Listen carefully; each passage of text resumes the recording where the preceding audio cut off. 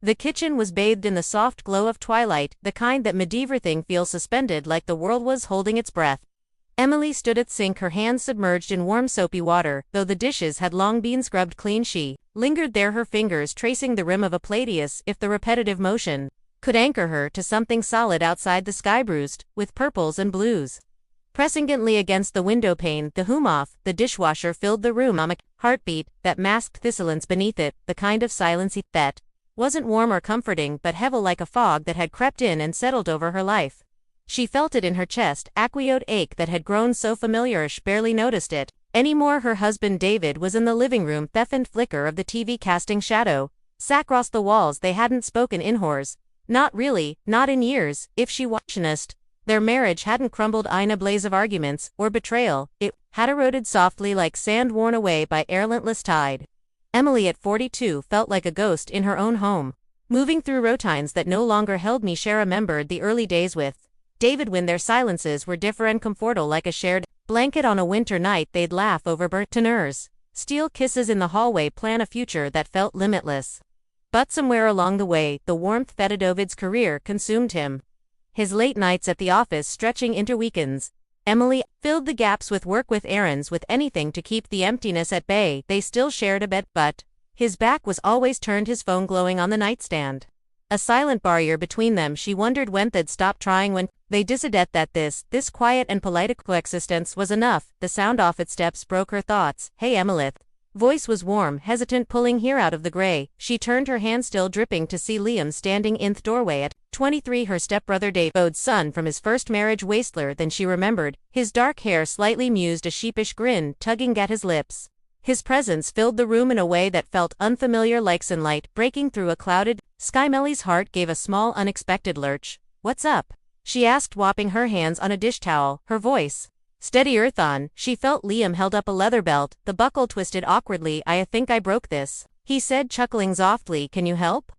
His eyes met hers, and there was something in them, intention, maybe, or just the ease of Samayan, who didn't know the weight of her loneliness.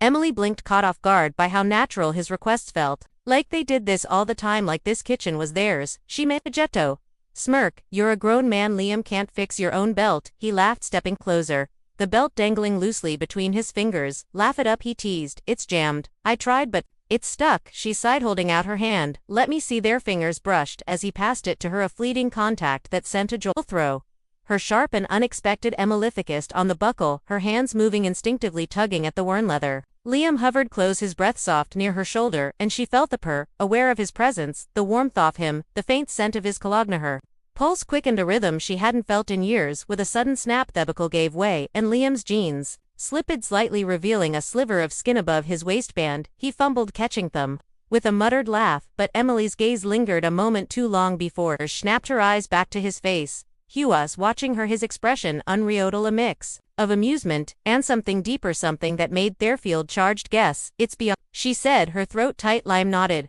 fastening the belt quickly. Looks like it." For a moment, neither moved. Dish towel was still damp in her hand, a lifeline she clung to as her pulse are beneath her skin. "I should clean up," she muttered, step him back. Liam lingered, his eyes holding hers a second longer before he turned toward hallway. As he walked away, Emily stood motionless, staring at the floor, her heart pounding like a drumbeat. Shackleton. Ignore that night she lay awake by David, his snores fill in the room, his back a wall she couldn't breach, shestered at the ceiling. Liam's face, his grin, his nearness planned like a shadow and repeat. It should have faded, but it didn't. It grew sharper, more vivid, until it felt like a confession she hadn't meant to make. The next few days were a blur of routine and tension. Emily told herself she was imagining things, the way Liam's eyes lingered, the way his voice softened when he spoke to her, the way her own body shifted when he entered her room. She was his stepmother, for God's sake. That was the line, the boundary.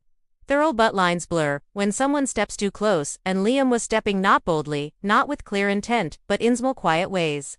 Like the morning he reached above her to grab a mug from the cabinet, his chest brushing lightly against her back, the air crackling between them. Or the evening he walked into the living room, barefoot, hair damp from a shower, asked him what she was reading, like it mattered. Emily began to dread being alone with him, and yet she craved it, a contradiction that left her uneasy. Then came the night of the storm. David was away at a conference in Atlanta. One of those trips he never invited her on anymore. The sky was slaty-gray, the air thick with the scent off. Emily curled up on the couch with a blanket and a book she wasn't reading. The house feeling too large, too quiet. Thunder cracked outside, making her flinch. The silence wasn't just in the house, it was in her. A hollow space shackled and Phil footsteps broke the quiet, followed by the soft clink of ceramic. Maid tea, Liam said, stepping into the room with 2 steaming mugs. Emily looked up, startled.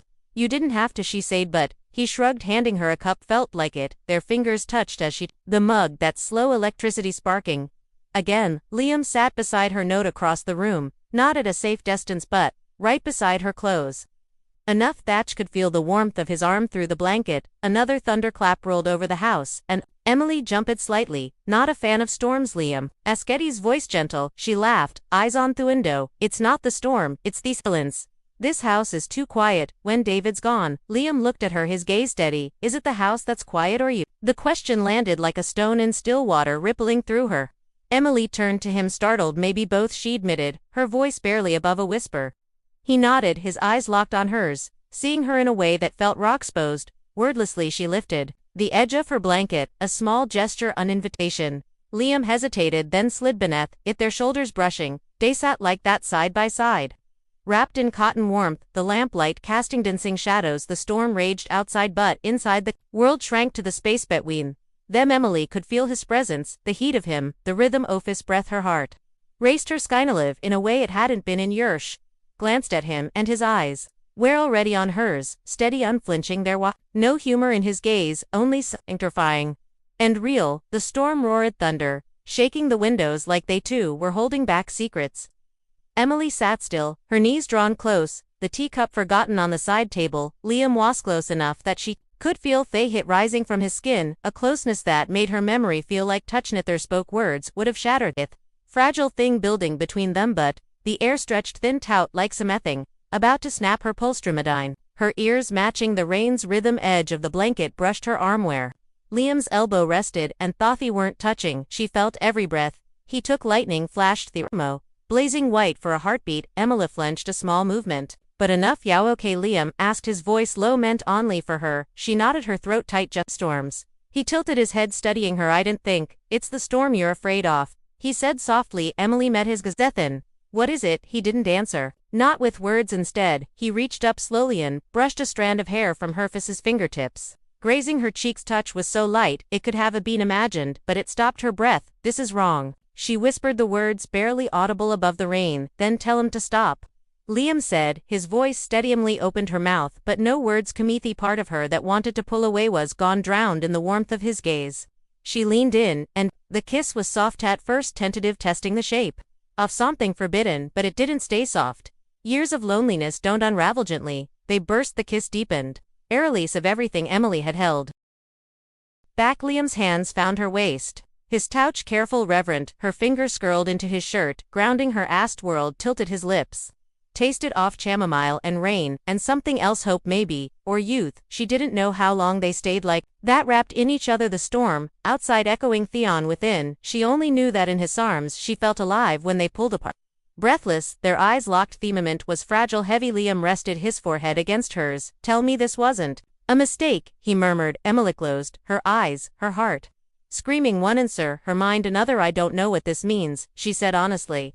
His tongue brushed her jaw. "Then let's figure right out together." The words were simple, but they landed like thunder. Together sounded so human, so possible, but they weren't just two people, they were tangled in a web of family, of history, of David. Emily pulled the blanket tighter around her shoulders. The weight of their actions, settling in guilt, didn't feel sharp. It was quiet, like a shadow in Theckerner. She stood, her knees unsteady. "I need a minute," she said, not meeting in his eyes. Liam nodded, letting her goop stairs in the bathroom. She stared at her reflection, no smeared lipstick, no flushed cheeks, just a woman with tired eyes who had done something unthinkable, terrifyingly, didn't regret it. She splashed cold water on her face, but it didn't break the spell. When she returned, Liam was still there, sitting on the couch, staring at the cold fireplace. Of her eyes met, and she sat across from him, this time needing distance. "I shouldn't have kissed you," she said finally. Liam's mouth twitched, not in amusement, but in pain. "Do you mean?" Thatch struggled for words. "I mean I shouldn't have, but I wanted to." He nodded. "So did The honesty was piercing. That clock ticked loudly. In the silence, Emily wrapped her arms around herself. This doesn't end well, Liam, because you're Rebecca's. Because I'm your stepbrother. Finished. She nodded. He looked at Hishins. I'm not a kid, Emily. I know what this looks like, but I know how.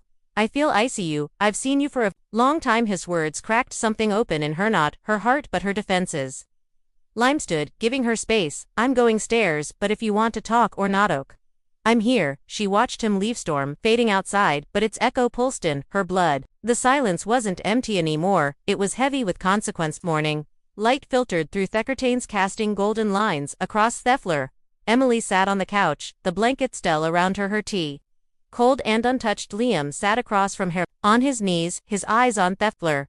No one spoke because what's left after a storm but the weight of what he's washed away. Emily broke the silence. They should have stopped us. Liam didn't move. Do you wish you had? She looked at them, at the man who had seen her when no one else had. No, she whispered, but that doesn't make it right. His jaw clenched, but his eyes softened. Right and wrong stop being clear the moment we stop at pretending. I have a husband, she said the words. Brittle. Liam looked up. A husband doesn't see you. Who lets you carry this loneliness alone? Tears burned her eyes. Pretending you're not invisible in your marriage, that's not easy either, Hess said quietly. His words were mirrors, and Emily couldn't look away. She stood, walking to the kitchen, needing space. The sink was empty, but she hovered there, her hands gripping the counter. Liam followed, Nad intruded. Just present. When did you start seeing me like this? She asked, her back turned. When you stopped being seen, Hess said. I watched you shrink over the years. Even though your laugh was still out, you were fading, and I hated him for letting it happen. She turned, meeting his eyes. You hated your father. I paid him, Liam said, for having something Mosman chase, and not realizing it was slipping away. He stepped closer just enough to be near. I'm not asking you to run away with me. I'm asking you, not totally to yourself, about what last night was. Emily exhaled shakily. What was it, truth? He said, maybe the beginning of something, or maybe just a moment that reminded you you're alive. Liam paused at the door. If it were just us, no titles, no a story, would you still be afraid? Her throat tightened. No, she said, before she could stop herself. He nodded. I'll wait, said, and then he was gone. The house was quiet, but not lonely. Emily walked through each room, seeing her life as if it belonged to someone else. The wedding photo, the mail, the throw pillows, none of it felt like hers. In the bathroom, she stared at her reflection, seeing not guilt but a woman on the edge of coming. The day passed in a haze of meaningless tasks: cooking, vacuuming, folding towels. Liam returned at dusk, his presence shift in the air. Emily sat at the kitchen table, a cold coffee in her hands. He sat across from her, waiting. I didn't regret it, she said finally. Booty can't pretend the world doesn't exist. I've lived a quiet life. Not happy, not miserable, just steady. And then in one night, I remembered what it's like to feel seen. Liam exhaled softly. Feeling something real doesn't always make it right, she continued. I'm not asking you to break your life apart, he said. I'm asking if you want something real. Emily looked at him, seeing the boy who'd helped her with groceries, the teen who'd asked for college advice. The man who understood her better than David ever had. I don't know, she said, and it felt honest. I need time. Liam nodded. I'm not going anywhere, even if this ends here. I'll still be someone who saw you. A tear slipped down her cheek. Don't hide, Thatha said softly. She took a breath. You'll make it hard to forget. Maybe you're not mean to. Silence fell, but it was peaceful. Emily stood, walking to the window. The sun dipped below the horizon, painting the sky in golds and lavender. Liam rose to leave. I'm going to stay out off friends for a while, he said. Give you space. She turned. Thank you. He hesitated. Promise me one thing, whatever you decide, it for you, not because it's expected, babe. It's true. She nodded, and he was gone. That night, Emily slept with the window open, the scent of wet earth filling the room. She dreamed of a porch swing, a coffee cup, a man's hand reaching for hers, not heavy, not possessive, but steady. She didn't know if it was Liam's, but she knew she wouldn't settle for Aleph where she disappeared. This story isn't just about love or betrayal, it's about what happens when you're unseen for too long and someone finally looks. It's also a moment to reflect on boundaries and consent, especially in complex relationships. Intimacy, emotional or physical, requires mutual understanding and respect. Emily and Liam's story shows how blurred lines can lead to consequences, but it also